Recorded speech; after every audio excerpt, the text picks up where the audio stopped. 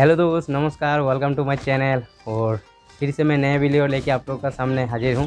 तो जैसे मैं पिछले वीडियो में बोला था कि आप लोगों ने देखा कि मेरा जो अगला वीडियो आने वाला है वो है न्यूट्रिशन क्यों ज़रूरी है। तो वीडियो को स्टार्ट करने से पहले दोस्त, अगर न्यूट्रिशन क्या है वो वाला अगर वीडियो नहीं देखा आप लोगों ने तो डिस्क्रिप्शन में वो वाला लिंक दे रहा हूँ, ज़रूर वो वाला विजिट कीजिए ये वीडियो ख़त्म होने के बाद कि न्यूट्रिशन क्या है। तो न्यूट्रिशन क्यों ज़रूरी है इसको अगर मैं बोलूँ तो लंबा हो जाएगा, इसलिए इसको 7 मॉडल में डिवाइड किया। न्यूट्रिशन क्यों ज़रूरी है 7 खंडों में मैं इसको डिवाइड किया हूँ। तो एक खंडों को अगर मिस करेंगे तो आप लोग अच्छे से नहीं समझ पाएंगे कि न्यूट्रिशन क्यों ज़रूरी है। तो पहला मॉडल मैं स्टार्ट करने जा रहा हूँ। आज का जो पहला मॉडल है न्यूट्रिशन क्यों ज़रूरी है। तो मेरा चैनल पे अगर नए है तो मेरा चैनल को लाइक कमेंट सब्सक्राइब करना ना भूलें, साइड में जो घंटी बटन उनको दबाना ज़रूर ना भूलें। तो चलिए दोस्त, पहला मॉडल में स्टार्ट करता हूँ, न्यूट्रिशन क्यों ज़रूरी है। सभी सर्वोत्तम स्वास्थ्य की चर्चा करते हैं और उसे पाने की कामना रखते हैं, लेकिन यदि हमारे भोजन, हमारे स्वास्थ्य और हमारी जीवन शैली को ध्यान से देखा जाए तो पता चलता है कि ये सब मिलकर भी हमें एक स्वस्थ और निरोगी जीवन देने के लिए काफी नहीं है। इस मॉड्यूल में हम ये समझेंगे कि क्या न्यूट्रिशनल सप्लीमेंट्स हमारे उत्तम स्वास्थ्य के लक्ष्य को प्राप्त करने में हमारी मदद कर सकते हैं। इस मॉड्यूल को 7 खंडों में विभाजित किया गया है। पहले खंड में हम यह जानने का प्रयास करेंगे कि क्या घर में पकाया गया भोजन पूर्ण रूप से पौष्टिक और संतुलित आहार है या नहीं। हमारा शरीर हमारी सबसे बड़ी संपत्ति है। इसे आजीवन स्वस्थ, युवा और फुर्तीला रखने के लिए हमें 70% पोषण और 30% व्यायाम की आवश्यकता होती है। यह पोषण हमें हमारे प्रतिदिन के भोजन से प्राप्त होता है। अपौष्टिक आहार को लेकर हमारी सामान्य प्रतिक्रिया यह होती है कि मैं सिर्फ घर में पका भोजन ही खाता हूँ या खाती हूँ। जब हम घर पर भोजन पकाते हैं तो हम ज्यादातर उसी विधि का प्रयोग करते हैं जो हमने अपनी माँ से सीखी है, लेकिन समय के साथ साथ खाद्य सामग्री की गुणवत्ता में काफी हद तक परिवर्तन आ गया है। इन खाद्य सामग्रियों में रसायन और कीटनाशकों का प्रयोग किया जाने लगा है। दूसरी बात यह है कि आजकल हम इंटरनेट पर देख कर रेस्टोरेंट की तरह के नए नए व्यंजन पकाने लगे हैं और ये व्यंजन कार्बोहाइड्रेट और फैट से भरपूर होते हैं।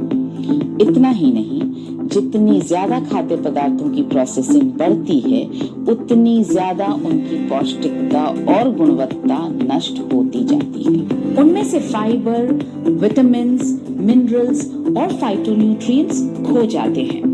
भोजन को लंबे समय तक ठीक रखने और उसके स्वाद को बढ़ाने के लिए उसमें चीनी, नमक, अस्वास्थ्यकारी फैट्स और प्रिजर्वेटिव्स डाल दिए जाते हैं। आइए अब हम अपने घर में भोजन पकाने के लिए काम में ली जाने वाली कुछ सामान्य विधियों पर नजर डालते हैं। तलने से खाद्य पदार्थों की सारी पोषकता नष्ट हो जाती है, साथ ही उसमें फैट की मात्रा कई गुना बढ़ जाती है।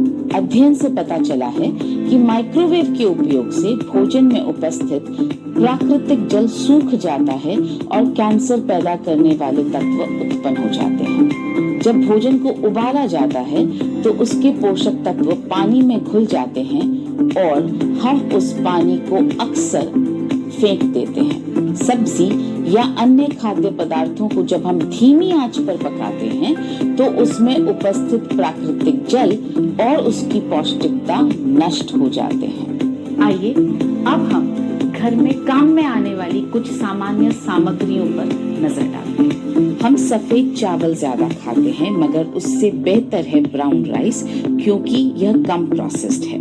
हम पकी हुई सब्जियों को खाना ज्यादा पसंद करते हैं, जबकि उनकी तुलना में कच्ची सब्जियां अधिक पौष्टिक होती हैं। फलों के रस की तुलना में फल खाना अधिक पौष्टिक है।